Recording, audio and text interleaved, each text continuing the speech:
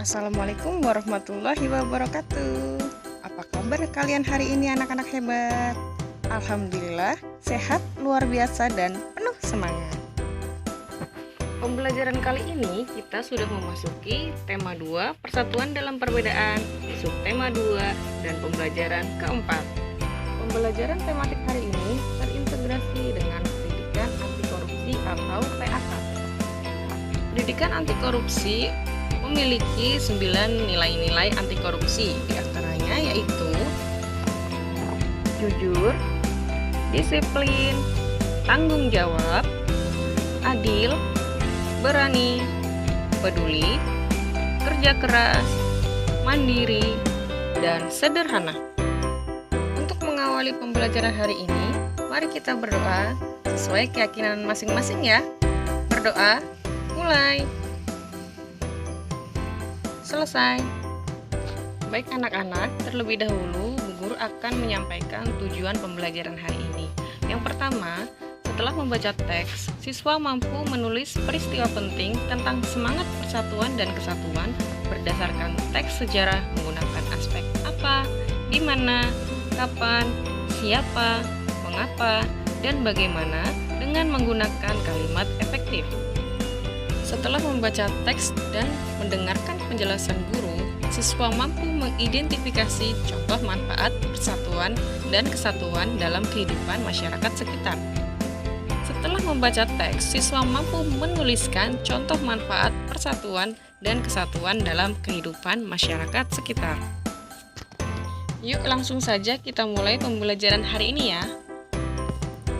Anak-anak hebat, hari ini kita akan mencoba membuat peta pikiran dari teks sejarah. Nah, sudahkah kalian tahu apa itu peta pikiran? Ya, peta pikiran adalah diagram yang digunakan untuk mengatur informasi secara visual. Bisakah kamu membuat peta pikiran dari sebuah teks? Yuk ikuti langkah-langkah berikut ya. Yang pertama, baca teks dengan cermat. Kedua, buat kerangka peta pikiran menggunakan aspek apa, di mana, kapan, siapa, mengapa, bagaimana, dan berapa.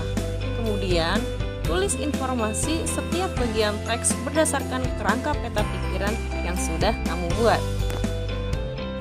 Mari anak-anak kita coba membuat peta pikiran dari salah satu teks sejarah pada halaman 75.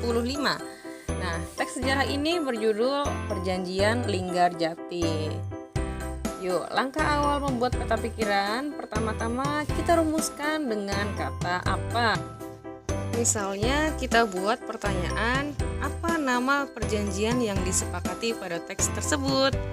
Nah, lalu kita jawab, perjanjian yang disepakati yaitu Perjanjian Linggarjati. Nah, di sini yang kita tulis sebagai peta pikiran adalah jawabannya, yaitu perjanjian yang disepakati yaitu Perjanjian Linggarjati. Lalu kita membuat pertanyaan lagi dari kata tanya di mana. Contohnya ya, di mana sajakah wilayah de facto yang diakui Belanda? Nah, lalu kamu jawab sendiri ya. Belanda mengakui secara de facto Republik Indonesia dengan wilayah meliputi Sumatera, Jawa, dan Madura. Di sini yang peta pikirannya adalah jawabannya tadi ya, ingat bukan pertanyaannya karena kita membuat peta pikiran. Lalu kita buat lagi pertanyaan lagi menggunakan kata tanya kapan, oke? Contohnya, kapan perjanjian tersebut ditandatangani? Lalu dijawab dengan lengkap ya, menggunakan kalimat efektif pastinya. Perjanjian Linggarjati ditandatangani pada 25 Maret 1947. Oke, sudah dapat 3 ya. 3 jawaban dari kata tanya yang kita pilih tadi ya. Kemudian coba Ibu contohkan satu lagi menggunakan kata tanya siapa ya. Contohnya, siapakah yang menyatakan bahwa Belanda tidak terikat lagi dengan Perjanjian Linggarjati? Nah, kita jawab, dinyatakan oleh Gubernur Jenderal H.J. Van Mook pada tanggal 20 Juli 1947 bahwa Belanda tidak terikat lagi dengan Perjanjian Linggarjati. Oke, ini sudah mendapatkan 4 ya. Dari kata tanya, apa, di mana, kapan, dan siapakah. Lalu kalian lanjutkan sendiri nanti. Ada beberapa kata tanya yang belum kita gunakan. Silahkan kamu buat pertanyaan sendiri, lalu jawabannya kamu tuliskan untuk digunakan menjadi peta pikiran. Pertanyaannya yang belum berarti mengapa, bagaimana, dan berapa. Silahkan anak-anak hebat mencoba sendiri di rumah ya. Jangan lupa kerjakan dengan jujur dan penuh tanggung jawab. Oke, mari kita lanjutkan ke materi berikutnya. Kamu sudah mengetahui bahwa upaya mempertahankan kemerdekaan Indonesia juga dilakukan melalui upaya diplomasi untuk mencapai kesepakatan. Agar tujuan diplomasi tercapai, maka diperlukan kerjasama dan persatuan dari semua pihak. Nah, persatuan dan kesatuan ini adalah bersatunya macam-macam aneka ragam kebudayaan menjadi satu yang utuh dan serasi. Nah, Bu Guru mau tanya nih, apakah anak-anak hebat di sini sudah menunjukkan sikap persatuan dan kesatuan dalam kehidupan sehari-hari? Oke, bagus kalau sudah melakukannya ya. Contoh sikap yang menunjukkan persatuan dan kesatuan diantaranya adalah yang pertama, tolong menolong antara tetangga dan warga lain. Lalu berkomunikasi dengan baik dengan tetangga. Selalu menjaga kerukunan dengan semua orang. Tidak membeda-bedakan suku, ras, ataupun agama yang akan membuat perpecahan. Dan juga mau bersikap ramah dan sopan agar tidak terjadi kesalahpahaman. Anak-anak hebat, untuk menerapkan sikap persatuan dalam kehidupan sehari-hari harus didasari dengan sikap peduli. Nah, sikap peduli ini merupakan sikap dan tindakan memperhatikan dan menghiraukan orang lain, masyarakat yang membutuhkan, dan lingkungan sekitar. Maka dari itu, mari anak-anak hebat biasakan bersikap peduli terhadap orang lain juga ya. Jika kita terbiasa peduli dan juga menerapkan sikap persatuan dan kesatuan dalam kehidupan sehari-hari, maka bangsa ini akan merasakan banyak manfaat. Di antaranya, 1. Tumbuh menjadi bangsa yang berani dalam menghadapi berbagai halangan. 2. Sikap saling menghargai semakin terpupuk. Yang ketiga, cepat tanggap dan saling bahu-membahu dalam bermasyarakat. Lalu yang keempat, tidak mudah diadu domba atau dihasut oleh mereka yang ingin memecah persatuan dan kesatuan. Sikap peduli ini bisa juga loh kita terapkan di keluarga kita masing-masing, karena orang-orang yang terdekat dengan kita adalah keluarga masing-masing ya anak-anak. Nah, Ibu Guru di sini akan menceritakan satu cerita yang direkomendasikan dari KPK yang berjudul Susu untuk Ibu. Baik, kalian silahkan menyimak cerita dari Bu Guru ya.